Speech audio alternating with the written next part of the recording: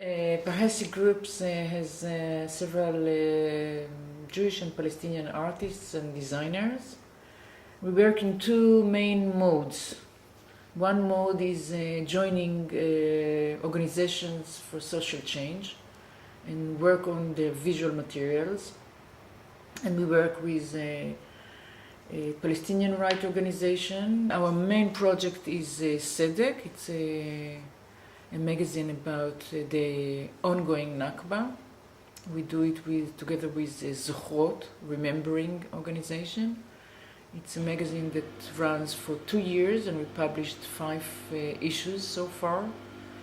And it's directed to the Israeli public and wants to engage the Israeli public into learning more about the Nakba. Talking about the Palestinian catastrophe of 48, the loss, the exile, all this is completely out of discussion in Israel.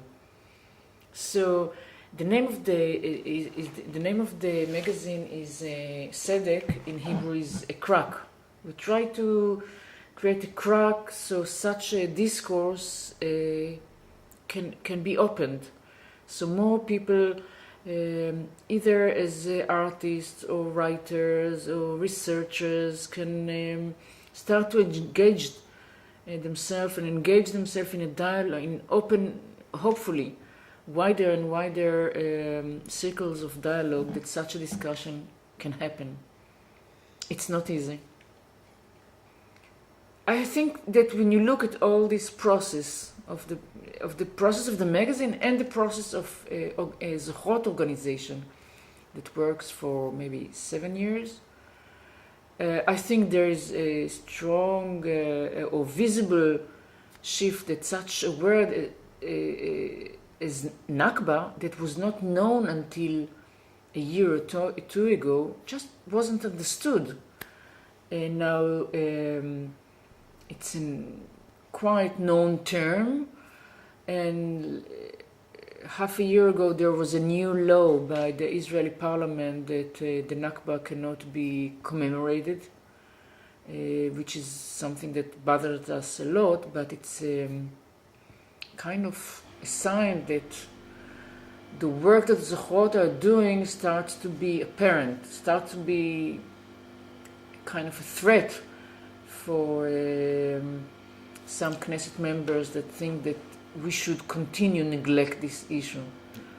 So although we are not happy with this law, which brings us to another frightening or threatening stage of the Israeli democracy and the Israeli discourse, it might be a kind of sign that this work develops one way or another.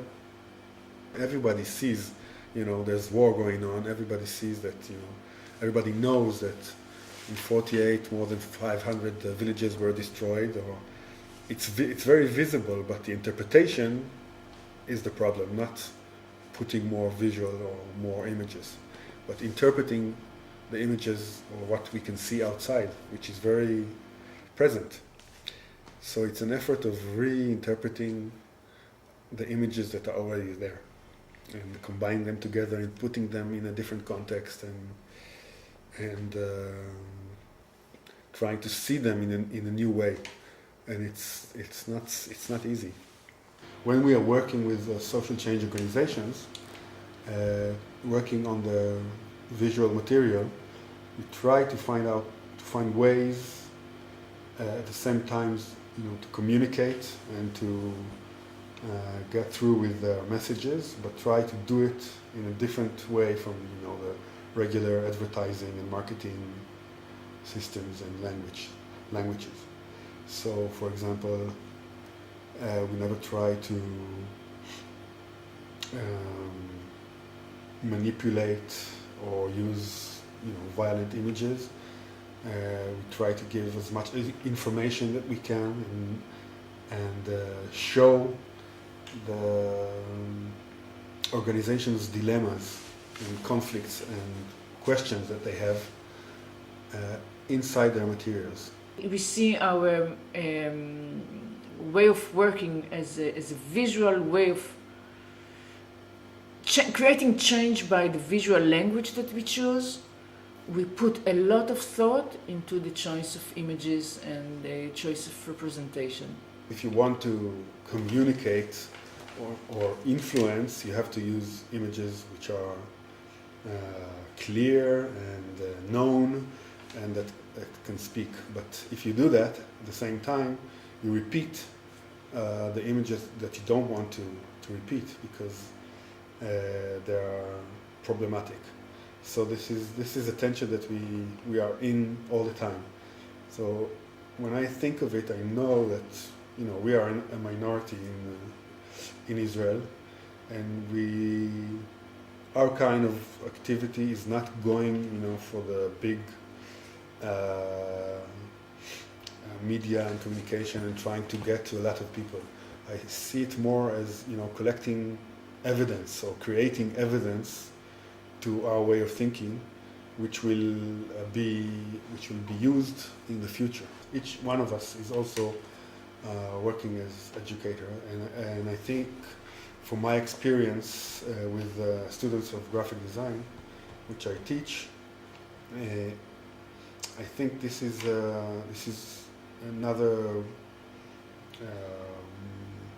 sign or way to judge or to measure is this working or not, because I can see with them how these options of representation and graphic language, not about the style of it, but the use of the images and the political aspect of this is something that I think is they miss, and when they get to know it, I think they appreciate it and they are attracted by it.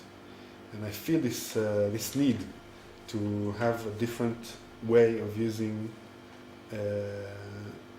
images and thinking about communication in large.